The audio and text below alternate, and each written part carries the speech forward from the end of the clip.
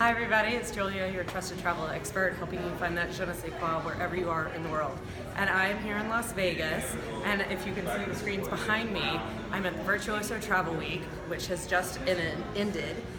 Virtuoso is a luxury consortia of thousands of amazing top advisors across the world, and the theme this year is What's Your Wanderlist?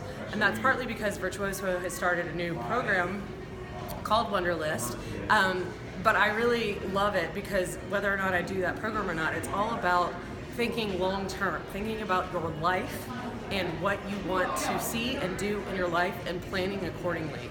And I love the What's on Your Wanderlist because it is different for everyone. You see these signs back here, they were on all the bags, do you want to kiss under the Eiffel Tower?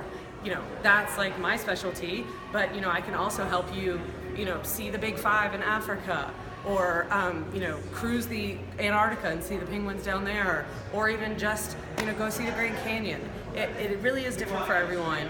But what I love about Wanderlist and the whole concept is to think about your life. Like, no matter what stage you are in life, if you have kids, you only have 18 summers with your kids, what do you want to show them? What do you want to accomplish in those, sort of 6 to 10 years that you're going to be traveling with them?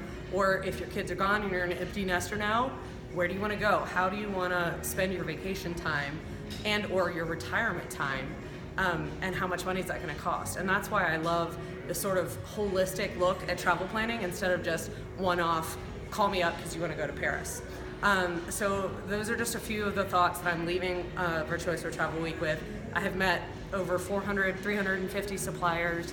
I have so many new products to share with you. It's just been an amazing week. My voice is basically gone, so I hope you can hear me.